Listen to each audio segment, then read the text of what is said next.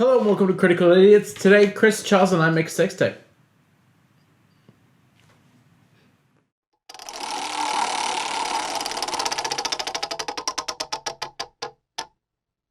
This film, it's a rainy day in New York, and I felt like they had a budget, like the Rain Machine budget was about $30, and they just got a hose and somebody put their thumb on it for the entire every shot. Just swig a little about it. Indie Mogul actually did all the rain effects for this film.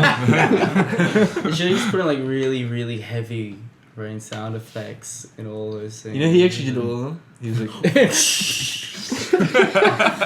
got a big board. thunder.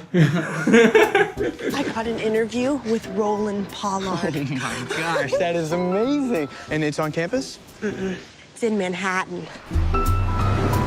We're always talking about going into Manhattan for a special weekend. This is gonna be absolutely fantastic. Later, maybe we could take a carriage ride. Yeah. If it doesn't rain. Oh yeah, Gatsby Wells is his name, which is Orson Welles and Jay Gatsby, and it's so cringe. But can I say, from what I've seen from Midnight in Paris, doesn't he do a similar thing in other works? Like, Yeah. he references other famous artists, just this time it seems like it's been really bad. Yeah. Oh yeah. Or it can go from being convincingly intellectual to being very pseudo-intellectual. Hit or miss. It depends on the movie. Yeah. Well, this one definitely felt Yeah. very pseudo-intellectual. Yeah. It's. I mean, films usually evolve around New York socialites. And as these characters are so young in their early 20s, they still talked like they were like 40-year-olds. Yeah. And it didn't quite work. And you could argue that there are some 20-year-olds out there, who try and come off as way older and way more sophisticated than they actually are. Somebody trying to be Trying to be something that they're not character and necessarily. Catcher in the Rye. Yeah, and it comes off like that's just not convincing at all.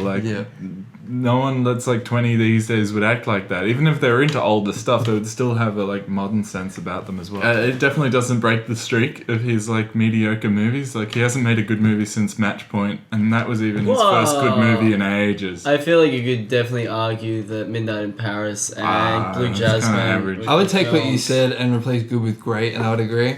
He hasn't made a great movie since Match Point. Yeah, but I think he's definitely yeah. made a good movie. Midnight in Paris was good. Blue Jasmine was okay. Yeah. I really enjoyed Blue Jasmine. Yeah. A lot of people shout on it, but I actually quite liked Wonder Woman. It's kind of a shame. Woody Allen seems to be making almost the same movie every year, in a sense, or at least he'll get actors that are super young doing Woody Allen impressions. You're by far the most interesting American director. Since this is your first meaningful assignment, would you like a scoop? I can't make lunch. Why not? He's going through this real artistic crisis. It's a scoop. Can we talk about some pros? Pros. Oh yeah. Pros. What did you guys like about this film? Selena Gomez. I was gonna ask. I didn't think she worked at all. In fact, she was one of my least favorite roles in this film. Yeah, I feel like she was the most naturally performing actor. I just didn't buy her with Timothée Chalamet. Oh no, I didn't buy that. Yeah, I chemistry. can agree there, but I do definitely think she was the only character that felt like she was from 2020. Yeah, or I agree with 2019, that. whatever. But that's kind of Yeah. why she didn't work for me. Is because this film in my head was some fantasy romanticized version of New York, which he often does. Yeah. What, in the 70s?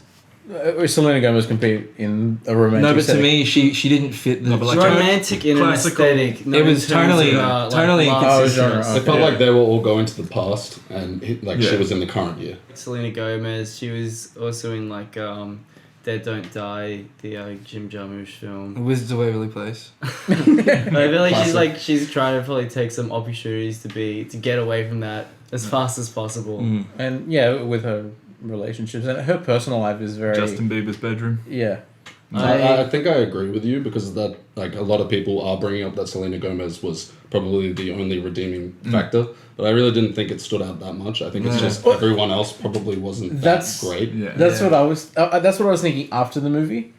Maybe she wasn't as good, but everyone else was just so bad that her performance She kind of was shines elevated. above them. I really liked Elle Fanning. I thought she did a good job. Me too. I want to talk about both the performances. I mean, we've already talked about it a little bit, but just their chemistry together is so stiff, so bland, so uninspired. Gatsby and Ashleigh. Yeah, Gatsby and Ashleigh. And when you meet Selena Gomez, she provides a little bit, the tiniest shred of personality that kind of sort of brings up Timothée Chalamet a bit. but at the end of the day, it just doesn't. Yeah. So, why did I watch this movie? Yeah, I'm with you there. Gatsby, nice to see you. It's good to see you. What are you doing? Just out here trying to create a modern film noir classic. Okay, all right. Do you want to be in it? Hey. Should we do this?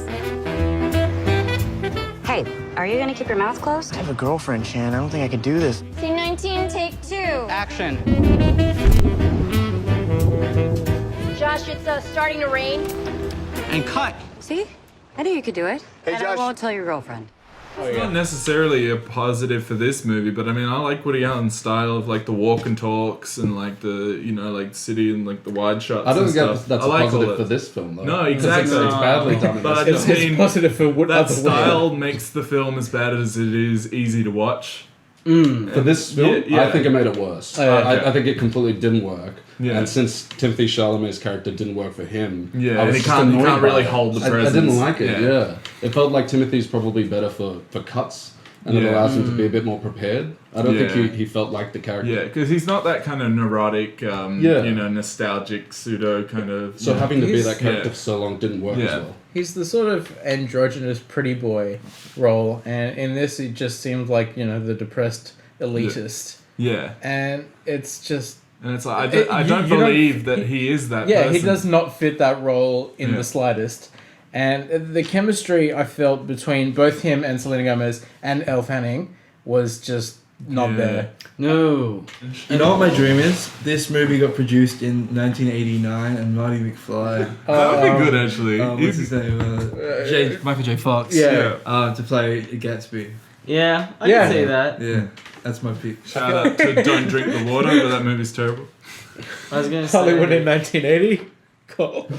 Personally, if I go to meet a director I'm nuts about, that seems fucking interesting as fuck to me. Oh yeah, totally. But That's what I like that, and Yeah. then it just sort of fizzled out. yeah, What they could have done is just like cast like a real director, like make it like a real filmmaker, and then you could have been like, oh yeah, I know his movies. Like imagine if it was like, you know, like Oliver Stone or Quentin Tarantino or Simon something. Cowell. Simon Cowell. That would be a lot more interesting, I think, because Yeah. at least then you could just instantly get into the sort of dynamic. yeah, you could actually Yeah. believe it as Yeah. well. Yeah. I kept imagining it as Sabretooth, you know, for X-Men, like Luke Schreiber was like coming out of the That was that guy. Yeah, that's what I mean. I was Yeah. like, why is this guy a director? That's why if you downplayed Timothy's, He comes in the Yeah. room and he's like his long hair, leather jacket, Like leaps picks her into up the... by her neck. that would be a movie. Yeah, and then he's like, all right, Yeah. let's talk. I I've got a saw- scoop. Ashley, what's going on? You said you were gonna call me 30 minutes ago. It's a $70 million movie, and Raleigh's very unhappy with it. You call him Raleigh? Yeah, and Ted and I, we have to find him before he has one of his crazy fits. Who's Ted? Was that your boyfriend? Yeah, he's a little eccentric. I suppose I almost like Jude Law's character, and if they pushed an interesting angle with the breakup and made it funny or something, that would have been good. I don't remember Jude Law I don't being in know. this film. I can't leave you now. Jude Law is I'm not going in to stay this. with you and make sure Jude you're Law okay. is in this film. He's not in this movie. He's Jude not. Law. There's no scene that Jude Law. Dude, it's the Superman effect. If you took those glasses off, you'd be like, oh, Jude. Hey, Jude. But you can't camp with those glasses on. He's quite that mystery actor. I enjoyed that a little bit. Quite a bit. I enjoyed it. It didn't go anywhere. Mr. Law. No, dear. Who? Lucy Lawless. Francesco. No. The guy who's he's like the writer. The writer. Sabretooth. Oh, Jude Law. No, Yeah, you that's mean not Jude Jude Law. Talking about Law. the actor? That's not Jude Law. right. So we've talked about some of the film techniques, but I don't know if this is up top. Like the script, though, it just felt like it was very pretentious. It was very off note, like off key. It seems to me that Woody Allen says, "I'm Woody Allen. I'm going to write a script, and you're going to like it." I don't even think he expects people to like it. I think he just does it. at this Yeah, point. it's very much Why does he keep fucking because he getting likes budget? making He movies. just likes Why does he it. keep getting a budget? That's the thing. It's Woody Allen. Yeah, he's Woody Allen. Because they're not He makes them terribly cheap. expensive. He directs. He Yeah, writes. he's got a Yeah. solid fan base. Yeah. A lot of the music would isn't like original pieces. I think he would Yeah. get like bits of jazz that he Yeah, loves. from like the 40s. That'd be like royalty free now. Yeah, and it's just like just dialogue scenes, not like giant action set pieces. It's just People like a walking few through good the actors. street. Yeah, walk and talks. Yeah. People also want to work with him, so like you'll get someone like Kate Blanchett will like be like, yeah, I would Not love so much to do. anymore. Yeah, but they would love to, and we can get to that. But they're like, oh, I would love to work like Tarantino. Like I would love to be in one of his films. And Even if so, it doesn't pay too well, at least Yeah. this is like, this is a great film that will get me an Oscar movie. yeah, so big Which names, would contained budget. Yeah. It He, makes sense. he used to have a huge reputation for directing women as well, so there wasn't always a lot of great parts for women, but there's a good part for a woman actress in one of his films. Yeah. So like that would get a lot of them Oscar nominations and things like that. Although there's really not a lot to say that's positive about this film, it never had me really in tears with boredom. It's just that it kept not going far enough in any direction, and so it was just so mediocre. Yeah, it was just middle of the road. I just kept sort of like fading out a little bit, and I wasn't like super bored. I was just it just didn't hit anything for me. It was Yeah. never terrible. No, I didn't dislike this film. It was cute and charming, but it wasn't effective. You know? No. I think just like the motif of the rain coming on and off, the main problem with the film is just like storylines that just come in and out and nothing would ever really end or whatever. Yeah, it it just wouldn't kept develop. starting storylines and not developing them and then just moving on to the other thing. Didn't really feel like there was a through line. Nothing felt complete. Nothing Yeah. no story ever felt properly finished. Wait, guys. It's raining. Raleigh? Oh my God, you're Francisco Vega. Is that good or bad? My roommate thinks you're the greatest thing to come along since the morning after pill. Francisco Vega is in town with his new main squeeze on his arm. My girlfriend dumped me for a movie star. Ooh, what are you doing here all alone? I make dreams come true. How do you do that? I get 500, sweetie. How'd you like to make 5,000? Mother, this is my girlfriend, Ashleigh and Ray. Better grow up and get a profession. You think a girl like that wants to live hand to mouth? Funny you should put it that way. Should we let you guys talk about the controversies surrounding... I think just a quick note if anybody wants to... Oh, well, the reason we're reviewing the movie is like pretty much got delayed for a whole year because there's a lot of controversy got attached with the whole like Me Too movement and stuff. The actual court case was from like 1980 and he got exonerated around then. There's also Dylan Farrow. That is what he got exonerated from. Okay. They went to court. Like there was no evidence. Yeah. Well, I don't think we should talk too much specifically about Woody Allen, but I think we should just sort of really bring out that we're talking about a Woody Allen film here, but we don't really want to go too far into Woody Allen. That's a whole other topic that none of us are qualified to speak about. The main kind of news story is that Timothée Chalamet disavowed the film after it was already shot.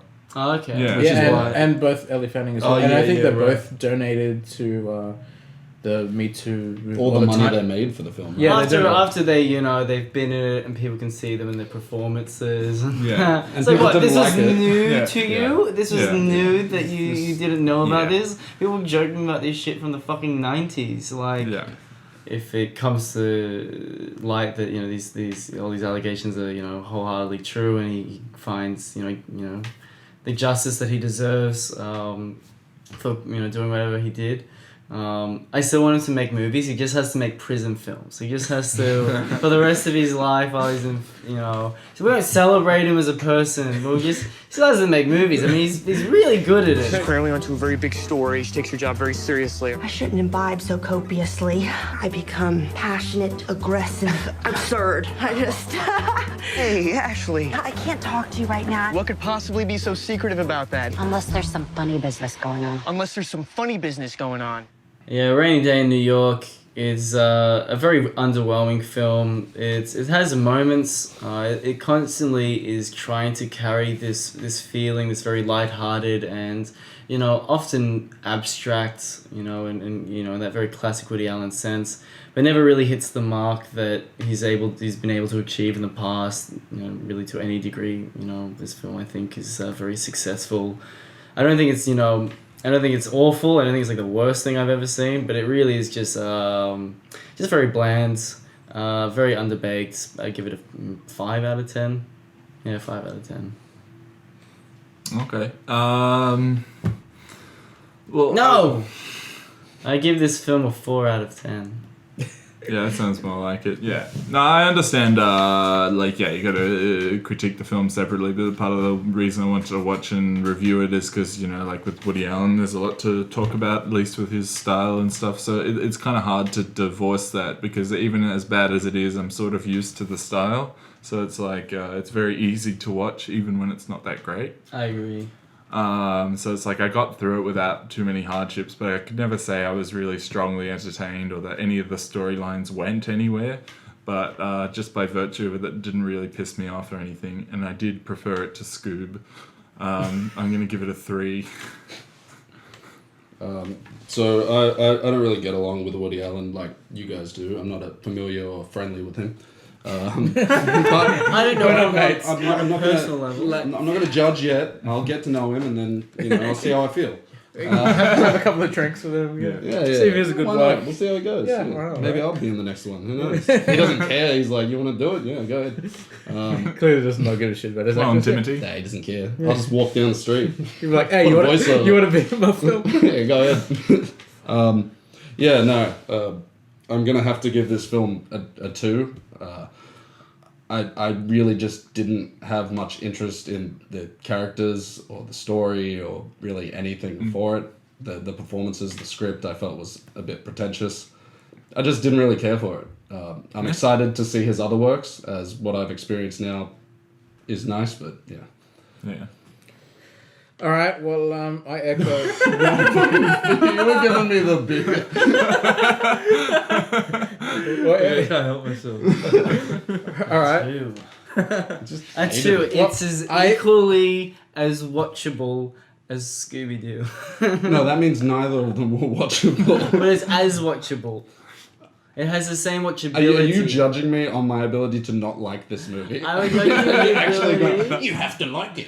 It's Woody Allen. No, you gotta like Woody. It's not a good score. Come now, it's Woody. Gatsby. Hey, Gatsby. Every time they said Gatsby, I was just sitting there like, dude, they should make a drinking game out of that. Dude. Just every time they say Gatsby, just... You can stop giving it.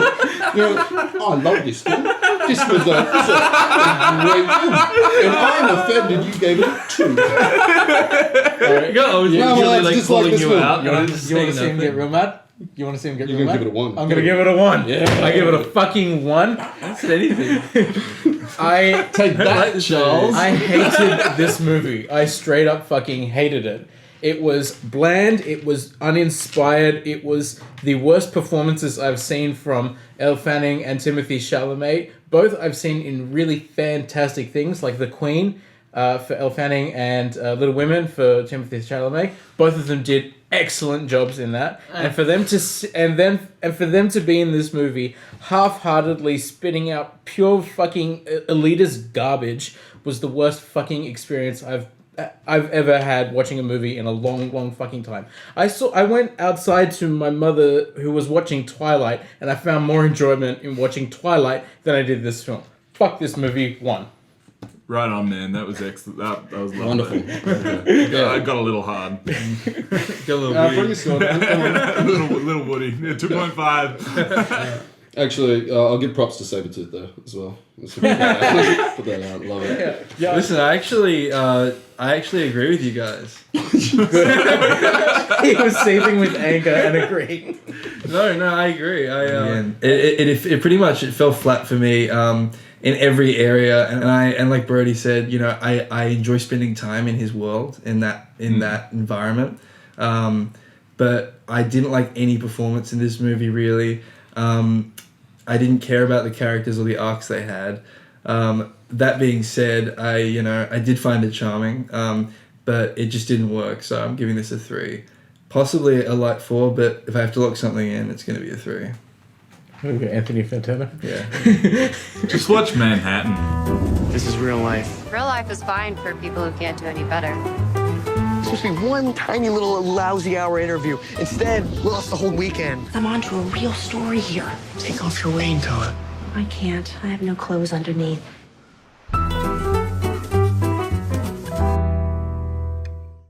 Should we wrap this up, or you guys got anything more to say? Anybody else want? I think Woody Allen's a handsome man.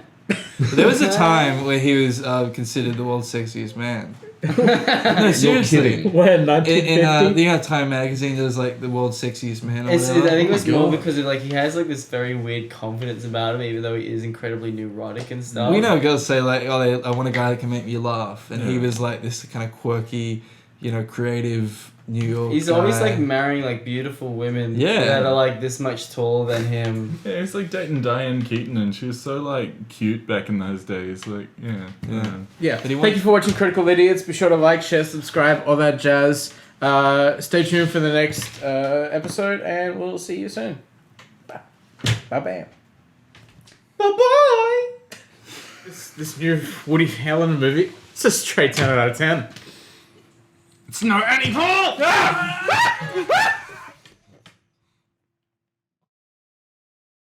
You gave it a 3, and you guys are looking at me like.